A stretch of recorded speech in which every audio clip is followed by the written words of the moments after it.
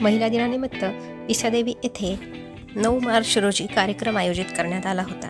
या कार्यक्रमादरम्यान योग वर्गातील विविध महिलांनी योगाचे सादरीकरण तर केलेच, परंतु महिलांना सोनोग्राफीबद्दलचे विशेष ज्ञान प्राप्त करून देण्यासाठी डॉक्टर सोनिया विशाल ढाकरे मॅडम यांचे अतिशय सुंदर असे व्याख्यान झाले।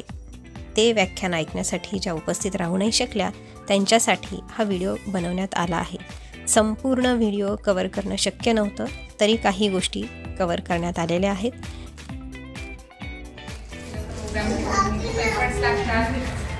बघण्यासाठी 5 मिनिटाचा असतो, परंतु त्याच्या मागची मेहनत जरी असते खूपच चांगल्या प्रकारे मी प्रदर्शन केलं। मॅमने माझं एवढं कौतुक केलं की मी पण विचार नव्हता केला त्याचं झालेलं आहे का माझ्यासोबत। मॅडमसाठी बरंच संघर्ष मी ऐकलेला आहे त्यांच्याकडून। प्रत्येक बाईच्या आयुष्यामध्ये बरेच संघर्ष असतात, मेहनतीने इथपर्यंत आलेलं त्यांची साथच आपल्याला इथपर्यंत आली। आपण इथे कोणाचे काही रक्ताचे नाहीयेत, पण आज आपण इथे जमलेलो आहोत। एक नातं वेगळं निर्माण झालेलं आहे मॅडमचं तुमचं, मॅडममुळे माझं तुमच्याशी जुळतं आहे, याच्यामुळे चांगली गोष्ट काहीच नसू शकते। सर्वात आधी सगळ्यांना महिला दिवसाच्या शुभेच्छा। मी जास्त वेळ नाही घेत। मॅडमने मला सांगितलंय की सोनोग्राफी बद्दलची काही माहिती तुम्हापर्यंत मी पोहोचवते। जर सोनोग्राफी विषय हा जर आपण घेतला, अतिशय ही साधारण अशी तपासणी असते। सोनोग्राफी म्हणजे काय असतं की याच्या वेगवेगळ्या प्रकारच्या मशीन्स असतात आपल्याकडे। सोनोग्राफीमध्ये प्रोब्स असतात, म्हणजे हँडल ज्याने आपण पोटाची सोनोग्राफी करतो। त्याचं काम असं असतं की ज्यावेळेस आपण एका हिल स्टेशनवर जातो किंवा पर्वतावर जातो किंवा आपण एखादा आवाज दिला, तिकडून प्रतिक्रिया येऊन आपल्याला जर आपण कोमल किंवा निशा असा आवाज दिला तर तोच ऍज इट इज आपल्याला येतो। त्याच प्रकारे सोनोग्राफीमध्ये प्रोबच्या जरियाने जे वेव्हज जातात ऑर्गनला ते भेटतात आणि पुन्हा ते पिक्चर टीव्हीवरती आपल्याला दिसत असतं, तर त्याचीच एक इमेज आपल्याला ती बनत असते आणि आपल्याला एक अंदाज येतो की काही आजार जर असेल तर ते आपल्या समोर येते किंवा बाळ कसं आहे बघण्यासाठी। मोस्टली लोकांना हेच माहिती असतं की प्रेग्नन्सीमध्ये आपण यात सोनोग्राफी करतो। चालेल का? त्याच्यामध्ये इकोची असते, म्हणजे हृदयाची तपासणी असते, साधी तपासणी असते, ट्रान्सव्हॅजाइनल सोनोग्राफी असते आणि 3D प्रोब असतो, ज्याच्यामध्ये बाळाचा जो चेहरा आहे, जसं एखादं बाळ आहे तो हुबहू कसा दिसणार आहे जन्म झाल्यानंतर, एक 7व्या-8व्या महिन्यामध्ये ती तपासणी आपण करत असतो, की अंदाज आपल्याला येत असतो की बाळाची चेहऱ्याची रचना कशी आहे, आपण ते एक अंदाज देऊ शकतो। मग याच्यामध्ये जर आपण बघायला गेलं तर प्रत्येक वयामध्ये वेगवेगळ्या सोनोग्राफी असतात। जसं आपण जर विचार केला की डोक्यावरून ते पायाच्या बोटापर्यंतच्या वेगवेगळ्या तपासण्या असतात। जो लहान बाळ जन्म झालेला आहे, बऱ्याच वेळेस काही बाळांमध्ये दोष असतो की बाळ हालचाल का नाही करते, रडत का नाही, तर बाळाच्या ब्रेनमध्ये काही म्हणजे डिलिव्हरी होताना काही बाळाला मार लागला आहे किंवा खूप जास्त प्रेशर डोक्यावर आलेला आहे, तर बाळाचा आपण टाळू करत असतो, बघितलं असेल तर तिथे गॅप असतो, ते काही दिवसांनी तो गॅप भरलेला येतो। पण आपण काय करतो, तिथे खूप सारं तेल लावतो आणि तिथे फंगसची खपली येत असते इन शॉर्ट तिकडे, आणि ती खपली आपण निर्माण केली असं, परंतु ते जसं जसं बाळाचं डेव्हलपमेंट होईल तसं जशी ती जी जागा असते ती भरत आहे। मग तिथे आपण प्रोबच्या माध्यमाने बघतो की बाळाला कुठे काही गाठ आहे का, बाळाला ब्लिडिंग झालेली आहे का, किंवा बाळाच्या डोक्यामध्ये पाणी तर नाही, त्याच्या देण्याने बघतो। मग डोक्यांची झाली, बऱ्याच लोकांना डोक्यांवरती एखादी फोडा असतो कुठे ना कुठे, तर आपण त्याच्यामध्ये ती रक्ताची गाठ आहे किंवा खूप सारे ब्लड वेसल्स म्हणजे रक्तवाहिन्या जुळलेल्या असतात, त्याला हेमॅन्जिओमा म्हणतो आपण। तर त्याच्यामुळे ते ऑपरेशन करताना किती प्रिकॉशन घेतले पाहिजे तर आपल्याला अंदाज येतो की जर ऑपरेशन केलं तर ब्लिडिंग एवढी होऊ शकते की थांबणं मुश्किल होतं। त्याच्यामुळे सोनोग्राफी द्वारे आपण करतो की याचं ऑपरेशन करायला पाहिजे, तर फक्त निडलमध्ये टाकून आणि ते पाणी आपण ओढलं जातं। येतो आपण डोळ्यांवरती बऱ्याच लोकांना कॅटरॅक्ट असतं, लहान बच्चू जे जन्म झालेलं असतं त्याला सुद्धा कंजनायटल कॅटरॅक्ट आपण असं म्हणत असतो।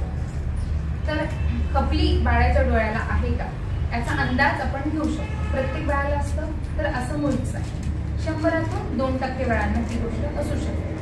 आणि एखाद्या डोळ्यांना मार लागलेला आहे, कचरा गेलेला असेल तर मग त्यावेळेस आपण डोळ्यांची तपासणी करत असतो। मग तो पण गालांवर, बऱ्याच लोकांना माहिती गालफुगी काय असते, मोस्टली लोकांना लहान मुलांना तर खूपच जास्त प्रकारात होते ती गालफुगी।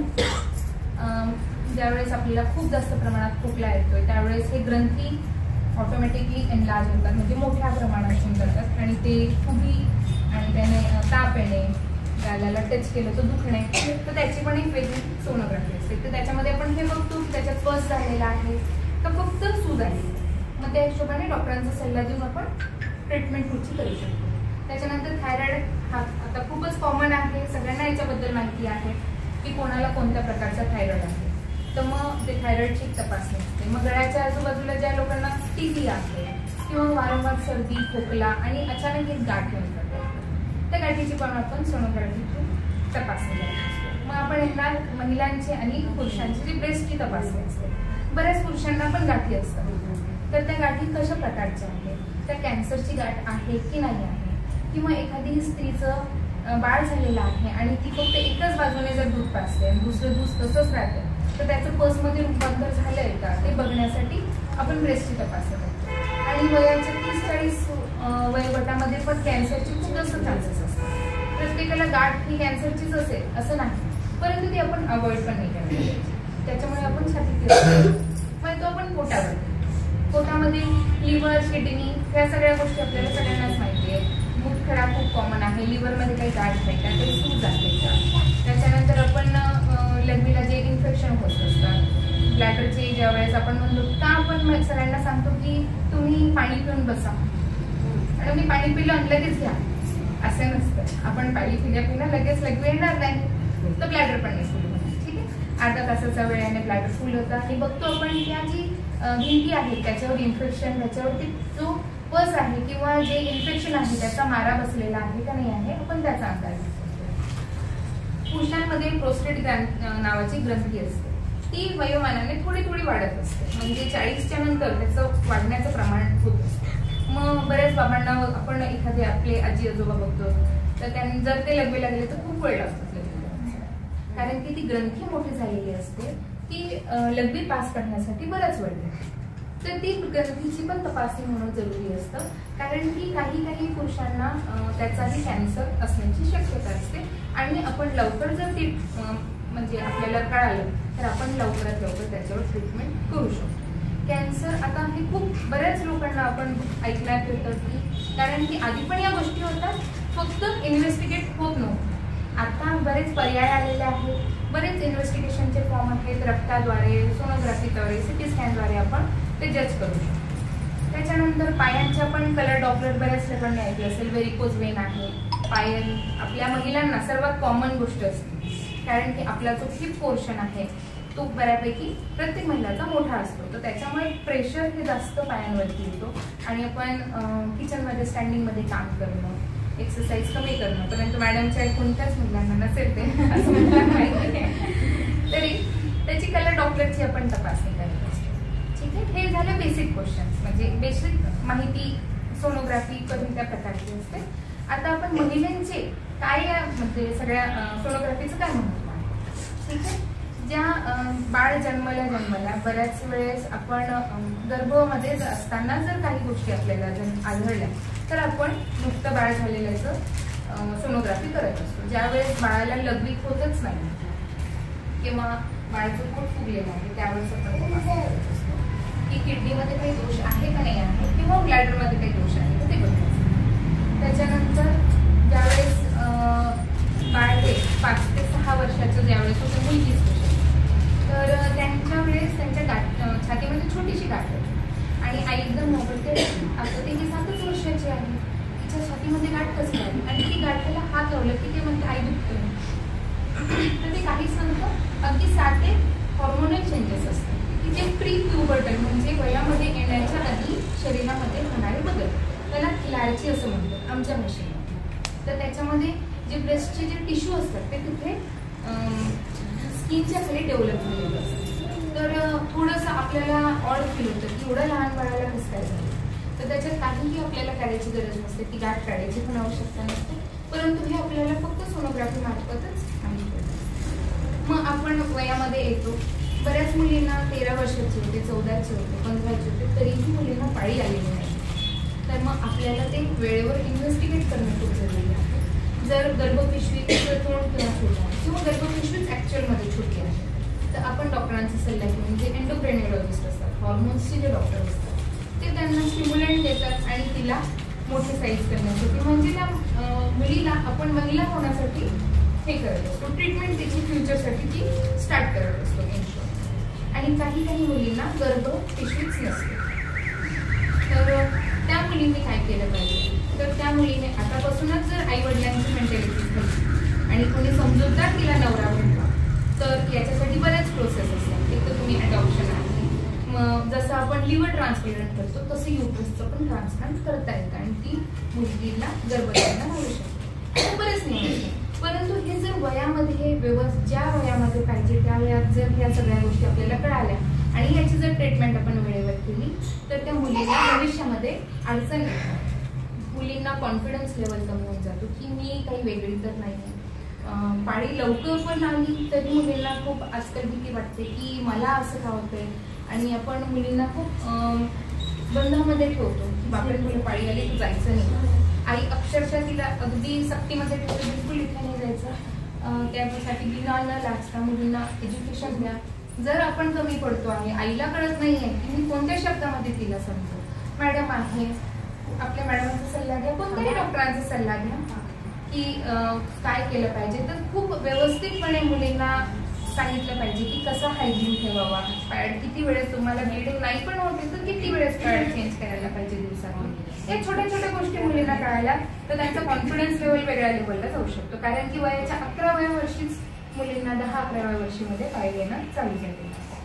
मग त्यावेळेस बऱ्याच वेळेस मग मुली येतात, पाळी चालू होऊन जाते, मग ब्लिडिंग जर हेवी होते, 15-15 दिवस मुलींना ब्लिडिंग, तर त्याच्यासाठी आपल्याला काय करता येईल.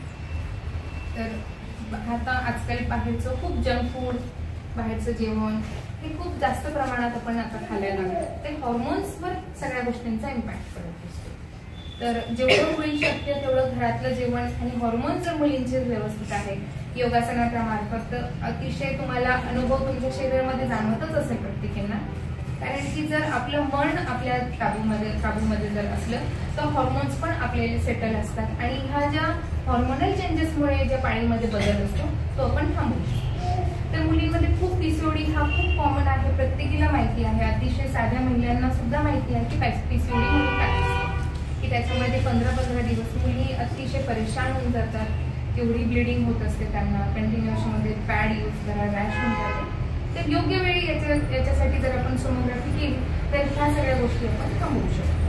म्हणून तर मुलीचं लग्न येतं, लग्नानंतर 2 महिन्यामध्ये तिला इन्फेक्शन होण्याची सुरुवात होत असते. खूप कॉमन असतं, कारण की तिला माहीत नसतं की काय होतंय आपल्यासोबत, शरीरामध्ये बदल होत असतात. तर त्यावेळेस ते जर इन्फेक्शन जास्त प्रमाणात वाढले तर मग ते एक कोणतीही गोष्ट जर आपण त्याला लॉंग टर्मसाठी ट्रीटमेंट नाही केली तर ते जास्त काळापर्यंत राहून मग तिला गर्भधारणा राहण्यासाठी प्रॉब्लेम येऊ शकतो, संबंधित लोकांना त्रास होऊ शकतो.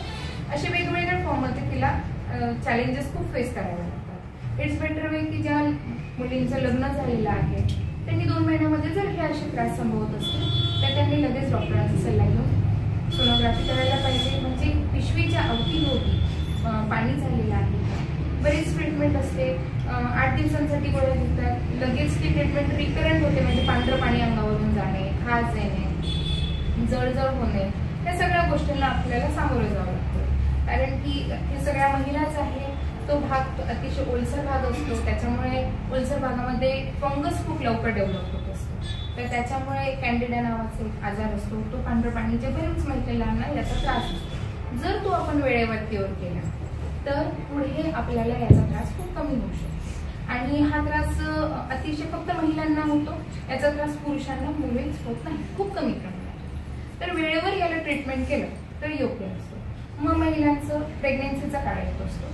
आपण आता प्रेग्नेन्सीवर जर बोलायला गेलो तर प्रेग्नेन्सीमध्ये बरेच वेगवेगळे टप्पे असतात.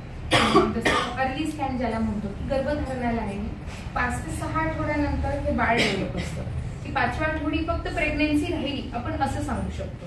गर्भ पिशवीमध्ये आहे का बाहेर आहे याच्यासाठी पण काही ना काही कालावधी लागत असतो जाणण्यासाठी.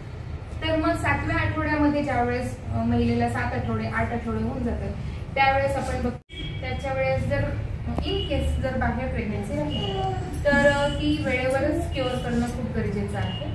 जर आपण ती क्युअर नाही केली किंवा काढलं नाही तिथून तर ते फुटून महिलेला आतल्या पोटामध्ये ब्लिडिंग होऊ शकते आणि महिलेच्या जीवाला धोका असू शकतो.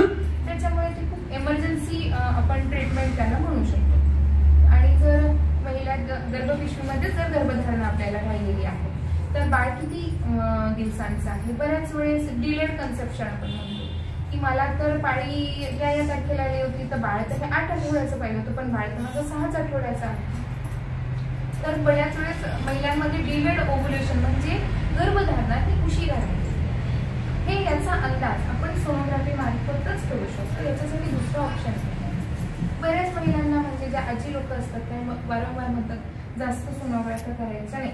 आम्ही करायचो का? नाही. तुम्ही कशाला करता? बिलकुल नाही करायचं. बाळाला असं होत जाईल, बाळाला कसं होत आहे. तर सोनोग्राफी ही अतिशय सेफ असते. याच्यामुळे कोणाच्याच जीवाला धोका नसतो, बाळाच्याही नाही, आईच्या नाही. आपण कितीही वेळेस ती तपासणी करू शकतो. म्हणून काहीच नाही, त्याच्यामध्ये फक्त एक सावली असते जी की आपल्याला टीव्हीवर दिसून आपण त्याचा अंदाज लावू शकतो. अशातली ती तपासणी असते, जसं मी आधी सांगितलं तसं. ठीक आहे. मग आपण बाळाची ठोकी कधी हवी त्याच्यानंतर आपण 3ऱ्या महिन्याची तपासणी करत असतो, त्याला म्हणतो एनटी स्कॅन. ती असते ते एनटी स्कॅन एक 5व्या महिन्याच्या सोनोग्राफीपेक्षा छोटी तपासणी म्हणतो. परंतु त्याच्यामध्ये बाळाला अनुवंशिकता काही आजार आहे का ती तपासणीनंतर आईचं रक्त घेतलं जातं आणि बाळाचे जे आपण मोजमापणी करतोय त्याचा दोघांचा अंदाज घेऊन मग तो रिपोर्ट डेव्हलप केला जातो. आणि त्या रिपोर्ट नंतर आपण बघतो की हा बाळ मेंटली रिटार्डेड राहणार आहे किंवा हा बाळ डोक्याने कसा राहील, चतुर राहणार आहे का नाही राहणार आहे, किंवा या बाळाला काही व्यंग डेव्हलप होऊ शकतात. त्याला मार्कर स्टडी म्हणतो. त्याच्यामध्ये डबल मार्कर, ट्रिपल मार्कर, बऱ्याच लोकांनी ऐकले असतील हे शब्द. क्वाड्रप्लेट मार्कर जे गायनॉलॉजिस्ट तुम्हाला सजेस्ट करत असतात. तर ती तपासणीचा अंदाज आपण घेत असतो. मग इथे सोनोग्राफी मोठी होईल 5व्या महिन्याची जी आपण करत असतो 20 आठवडे ते 22 आठवड्यामध्ये करायला पाहिजे. आयडियली 18 आठवडे ते 24 आठवड्यामध्ये आपण करत असतो ही तपासणी. परंतु जर आपण 22 आठवड्यापर्यंत केली तर बाळाची साईजही मोठी असते आणि आपल्याला बघायला खूप सोयीस्कर पडतं की बाळाला काही व्यंग आहे का नाही आहे, हा बाळ आपण सर्वाईव्ह करू शकतो का. जर बाळाला खूप मोठा जर आजार असेल तर त्या बाळाला आपण जन्म देऊनही काही फायदा नाही. तर त्याच्यासाठी जर काही ट्रीटमेंट असतो, बऱ्याच वेळेस बाळाच्या हृदयाला छिद्र असतं जे की क्युरेबल असतं, तर ते सरकार मान्य नाही की तुम्ही अबॉर्ट करू शकता. म्हणजे बऱ्याच कॅटेगरी अशा आहेत वेगवेगळ्या की बाळाचा जर हात उलटा असेल तर एका हातासाठी एवढा मोठ्या बाळाचा जीव घेणं पण योग्य नाही. तर ते ह्या गोष्टी फक्त आपल्याला 5व्याच महिन्यामध्ये, आपण 4 महिन्यामध्ये पण नाही बघू शकत आणि 8व्या महिन्यामध्ये सुद्धा नाही बघू शकत. ही सोनोग्राफी फक्त आपण 5व्या आणि 6व्या महिन्याच्या मधोमधच करू शकतो. मग येते 24 आठवड्याचं बाळ. 24 ते 26 आठवड्यामध्ये बाळाचा फिटल इको असतो. फिटल इको म्हणजे आपण बऱ्याच वेळेस सांगतो आपल्या आजी आजोबांचा आपण इको स्टडी करतो. ज्यांना अटॅक आलेला आहे, ज्या लोकांना, तर ते हृदयाची तपासणी करतात. तर तशीच तपासणी ही बाळाच्या हृदयाची असते. आपण याचा हे अंदाज बघतो की बाळाच्या पिशवीला हृदयाची जी पिशवी आहे तिथे काही छिद्र आहे का, त्या पडद्याला कुठे छिद्र आहे का, किंवा मोठा काही दोष आहे का. मग त्याच्यावर जर ट्रीटमेंट करता येईल का. मग पीडियाट्रिक कार्डिओलॉजिस्ट असतात, त्यांचं ओपिनियन घेऊन आपण पुढे मूव्ह ऑन होऊ शकतो की हे बाळ घेऊन द्यायचं की नाही, की काय करायचं. मग त्याच्यानंतर आपण येतो 7 ते 8 महिन्यामध्ये. त्यावेळेस आपल्याला बघायचं असतं बाळाचं वजन कसं आहे, बाळाच्या अवतीभवती पाणी किती आहे आणि बाळाला जो रक्तपुरवठा होतो आहे तो व्यवस्थित आहे का. जर बाळाला रक्तपुरवठा कमी होत आहे तर मग त्याच्यामुळे बाळाच्या जी ग्रोथ आहे, बाळाला जो वजन बाळाचं जे वाढलं पाहिजे ते व्यवस्थित प्रमाणे नाही होत, तर त्यालाच आपण डॉक्टर स्टडी असं म्हणत असतो. तर मग त्याच्यानंतर जर डॉक्टरांनी सांगितलं की 8व्या महिन्यामध्ये पण तुम्हाला सोनोग्राफी करणं जरुरी आहे का. बऱ्याच महिलांना बाळाच्या अवतीभोवती पाणी कमी असतं आणि डिलिव्हरी कधी करायला पाहिजे याचा अंदाज घेण्यासाठी 8व्या किंवा 9व्या महिन्यामध्ये डॉक्टरच्या सल्ल्याने तुम्ही सोनोग्राफी करू शकता जर डॉक्टरांनी ऍडवाइस केली. मग ही झाली प्रेग्नन्सीची. पोस्ट प्रेग्नन्सी म्हणजे बाळ झाल्यानंतर बऱ्याच महिलांचं सीझर सेक्शन होतं आणि मग अचानक महिला म्हणते की माझं पोट खूप दुखतं. तर आपण बऱ्याच आई म्हणतात की तू रात्रभर बसलेली आहे. जर असं कुठे तुम्हाला आढळत असेल की पोट पण फुगतं आहे, आत्ताच मला 3रा-4था दिवस आहे सिझेरियन सेक्शनचा आणि मला मोशन पण पास नाही झालेले आहे आणि खूपच त्रास होत आहे, त्यावेळेस नक्की डॉक्टरांचा सल्ला घ्यायला पाहिजे. पोटामध्ये प्रकार की पाळी अजून आलेलीच नाही, त्याच्या नांदामध्ये राहून जाते दुसरी प्रेग्नन्सी. तर ह्याच्यासाठी खूप सामोरे जावं लागतं ते बाळासाठी आणि आईसाठी, की खूप म्हणजे घातक असतं. मग मी प्रेग्नेंट कसं काय राहिली, तर याचंही आपण प्रिकॉशन घ्यायला पाहिजे. व्यवस्थित सगळ्या जर की त्रास हा आपल्यालाच होणार आहे आणि आपल्या बाळाला, आणि याच्यामध्येच बाळ असतं तुमचं 2-3 महिन्याचं आणि त्याच्यामध्ये पुन्हा गरज लागणार आहे. तर बरेच याच्यासाठी प्रिकॉशन असतात, डॉक्टरांच्या सल्ल्याने तुम्ही ते अवॉइडही आपण करू शकतो. मग बरेच ह्या प्रेग्नेन्सी नंतर ही प्रेग्नेन्सी राहण्यासाठी फॉलिक्युलर स्टडी असते. बऱ्याच महिलांना फॉलिक्युलर स्टडी माहिती असेल की ज्या महिलांचं 5 वर्ष झालेले तरी गर्भधारणा राहत नाही. तर ती का राहत नाही, तर बऱ्याच वेळेस मासिक पाळी ही मागे पुढे येते.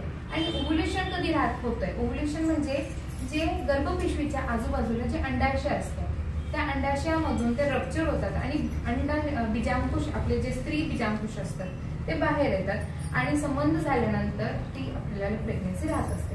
परंतु त्याचा वेळ आणि काळ आपल्याला माहीत नसतो, त्याच्यामुळे डॉक्टरांच्या सल्ल्याने आपण फॉलिक्युलर स्टडी करत असतो. पाळीच्या 8व्या दिवसापासूनच ती तपासणी आपण करायला सुरुवात करत असतो की जी ओव्हरीज आहे तर ते अंडे किती डेव्हलप होत असतात. 8, 10, 12, 14, 16 आणि 18व्या दिवशी आपण ही तपासणी करत असतो.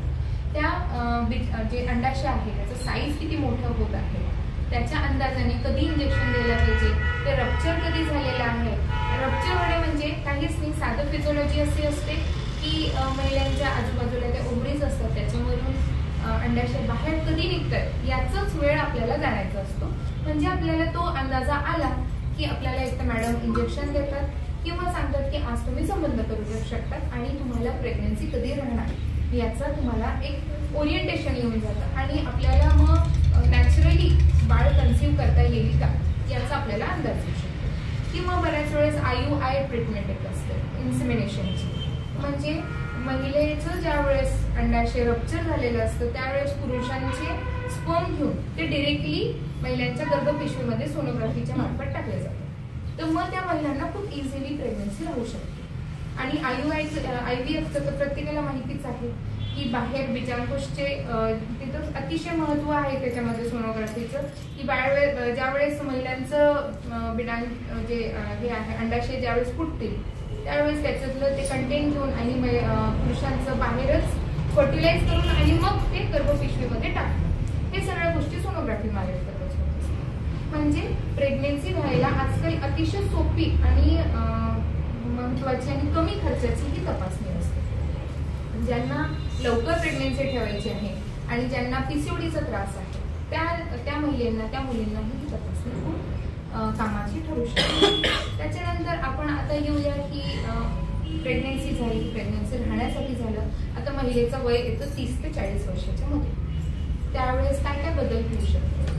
त्यावेळेस UTI जसं मी आधी सांगितलं, पांढरं पाणी अंगावरून खूप जास्त जाणे, किंवा गर्भपिशवीला असं वाटतं की खालचं पोट माझं खूप दुखतंय आणि खूप हेवी वाटायला लागतं. अचानकच पोट कमीच होत नाही, मी खूप एक्सरसाइज करते, माझं सगळं शरीर व्यवस्थित आहे पण माझा हा जो वाथा आहे हा जातच का नाही आहे.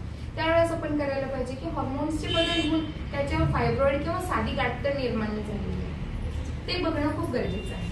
तर ते गाठी याच्यामुळे हॉर्मोन्स एवढे बदलत असतात महिलांच्या शरीरामध्ये, तर ह्या गाठी खूप साध्या पण असतात. याच्यामुळे आपल्याला कॅन्सर आहे अशातला प्रकार नसतो, परंतु तिचं जांच करून आपल्याला माहिती असणं ते खूप गरजेचं आहे. बऱ्याच वेळेस ती गाठ कॅन्सरची पण निघू शकते, म्हणून माहिती असलेलं कधीही येऊ. मग आपण येतो पोस्ट मेनोपॉझल, प्री मेनोपॉझल म्हणजे 40 ते 50च्या वयोगटामध्ये ज्यावेळेस पाळी जाण्याचा वेळ आलेला आहे त्यावेळेसची गोष्ट. तर आपण जर त्यावेळेस बघितलं की बऱ्याच वेळेस महिलांना पाळी झाली गेलेली असते, 6 महिने झालेले असतात आणि पाळी आलीच नाही. अशा महिलांना सुद्धा तपासणी केली पाहिजे.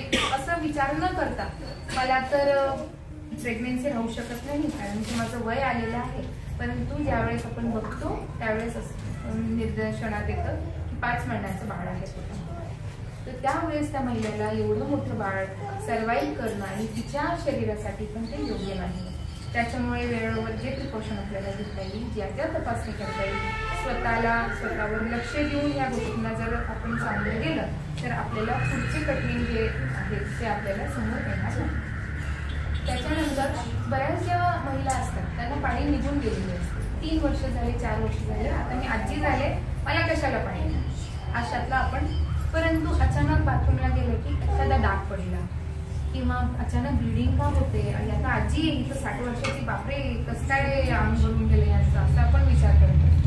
तर त्यावेळेस त्या महिलांची न घाबरता वेळेवर योग्य आपले डॉक्टरांनी त्यांचा सल्ला घेऊन त्यावेळेस काही कॅन्सरची गाठ तर नाही आहे, जर इन केस जर असली तर अतिशय सोपं आहे की ती गाठ आपण इझिली ते गर्भपिशवीच बाहेर काढू शकतो. त्याच्यासाठी पेट सिटी असते.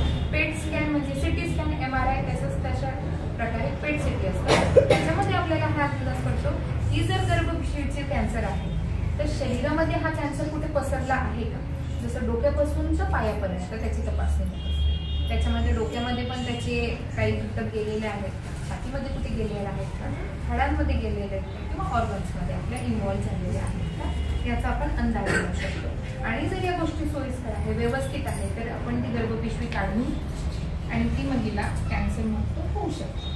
अतिशय सोपे आणि इन्व्हेस्टिगेशन करणं म्हणजे टाळणं, त्याला आपण खूप मोठेपणा न समजता वेळोवेळी कोणतं इन्व्हेस्टिगेशन केलं पाहिजे याचा आपण अंदाजा घेतला पाहिजे. कधी स्वतःकडे जेवढं लक्ष देणार तर म्हणजे आपण खूप काही पाप करतोय अशातला काही प्रकार नसतोच. आणि कोणाला काही प्रश्न असतील तुम्हाला सांगा, आपण म्हणजे क्वेश्चन आन्सर पण केलं याच्याबद्दल तरी चालेल. कोणाच्या मनामध्ये ब्रेस्ट कॅन्सर बद्दल आपलं बोलणं झालं तर ते ब्रेस्ट कॅन्सर म्हणजे आहे की नाही हे कसं कळतं, त्याची लक्षणं काय? हो, त्याची लक्षणे अशी असतात की गाठ जी असते 2 प्रकारच्या गाठी असतात. एक साधी गाठ असते जी गोटीसारखी असते आणि आपण जर ब्रेस्ट एक्झामिनेशन केलं तर ती सरकते, इझिली सरकते.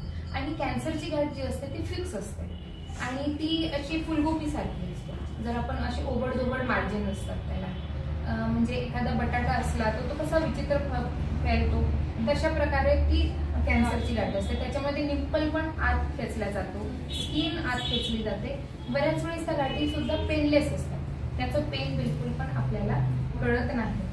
ठीक आहे, त्यावेळेस आपण एक तर सोनोग्राफी करतो आणि सोनोग्राफी केल्यानंतर मॅमोग्राफी नावाचा एक्सरे असतो. तर तो एक्सरेच्या मार्फत आपल्याला कळतं की याच्यामध्ये कॅन्सरची लक्षणं आहेत का, हे आपल्याला एक्सरे मार्फत जास्त प्रकारे कळलं जातं. मग त्याच्यानंतर ब्रेस्ट बायोप्सी आपण करतो. बायोप्सी म्हणजे काय, सोनोग्राफी मार्फतच त्याच्यातून त्या गाठीतून त्याचा तुकडा काढला जातो आणि तो तपासणीसाठी आपण देत असतो. आणि त्याच्यामध्ये आपल्याला कळतं की ही खरंच कशाची गाठ आहे, ही साधी गाठ आहे का कॅन्सरची गाठ. आणि अशा कुठल्या टेस्ट आहेत जे प्रत्येक महिन्याने केले पाहिजे, म्हणजे आजारी 5-1 वर्षांनी त्या केल्याच पाहिजे असं? बरोबर, मी सांगेन की एक आपण बेसिक ज्याला टेस्ट आपण म्हणतो तर रक्ताची तपासणी ज्या असतात, वेगवेगळ्या रक्ताच्या तपासणी असतात. CBC आहे, आयर्न स्टडी, हे खूप बऱ्याच वेळेस हे हेमोग्लोबिन माझं 12 आहे, मग मला का थकवा जाणवतो, तर त्याच्यामुळे तुम्ही आयर्न स्टडी आहे ती करू शकता. आयर्न्समध्ये सगळ्याच महिलांमध्ये कमी असतं. व्हिटॅमिन डी जे आहे, व्हिटॅमिन डी ची तपासणी ही तुम्ही महागायची असते. तर मी सगळ्यांना नाही म्हणणार की रिकमेंड करणार, ज्या महिलांची खूप लवकर फ्रॅक्चर होऊन जातो त्या महिलांनी हे तपासणी करायला पाहिजे. त्याच्यानंतर सोनोग्राफी जसं आपण बघतो, एक्सरे चेस्ट एक्सरे करायला पाहिजे. बऱ्याच वेळेस एक्सरेमध्ये पण असे लिजन्स असतात की जे आपल्याला कळत नाही आणि स्लो पॉइझनिंगसाठी ते आपल्या शरीरावर घात करत असतात, तर लगेमध्ये जळजळ होते. असं होईच धरू नका. जर तुम्हाला होत असेल तर त्याचं निदान योग्य वेळीच करा. पांढरं पाणी जात आहे तर नक्की सोनोग्राफी करा, नक्की मॅडमचा डॉक्टरांचा सल्ला घ्या त्याच्यासाठी. आणि त्याच्यानंतर तुमची जी साईन सिम्पटम्स आहेत त्या सगळ्या गोष्टी बघून डॉक्टर तुम्हाला इन्व्हेस्टिगेशन कोणते कधी केलं पाहिजे ते सांगा. सर्वप्रथम या कार्यक्रमासाठी उपस्थित राहणाऱ्या सर्व महिलांचे खूप खूप आभार. आणि या कार्यक्रमात उपस्थित असलेल्या सर्व महिलांचे आम्ही एक स्वागत करण्याचे ठरवले होते. त्यासाठी ज्या रेग्युलरली मला पंचकर्मामध्ये मदत करतात त्या शारदा सिस्टर, सोनगिरे सिस्टर यांचे देखील स्वागत करण्यात आले. विशेष आमच्या योगामध्ये रेग्युलर असणाऱ्या 5:30च्या च्या महिलांचे आणि 8:30 वाजताची जी बॅच आहे त्या महिलांचे, ज्या नियमितपणे योगा करून निरोगी राहतात, त्यांना देखील आम्ही एक तुळशीचे रोप देऊन निरोगी राहण्याचा वसा जणू दिला आणि त्या पद्धतीने त्यांना निरोगी राहण्याचे एक गमक त्यांनी असेच टिकवून ठेवावे या हेतूने त्यांचे देखील स्वागत करण्यात आले. या सर्वांच्या स्वागतानंतर ज्या काही उपस्थित महिला वर्ग होता, छोट्या मुली होत्या, त्यांचे प्रत्येकाचे देखील एक फुल न फुलाची पाकळी म्हणून गुलाबाचे फूल देऊन स्वागत करण्यात आले. कारण ह्या अगदी वेळात वेळ काढून सर्वजणी 2-3 तास इथं उपस्थित होत्या. पूर्ण लेक्चर तर कव्हर होणं शक्य नव्हतं, पण तरी जास्तीत जास्त प्रयत्न केला सर्व मुद्दे तुमच्यासमोर मांडण्याचा. परंतु ही सगळ्यांना विनंती आहे की या कार्यक्रमांसाठी जास्तीत जास्त उपस्थिती दाखवा.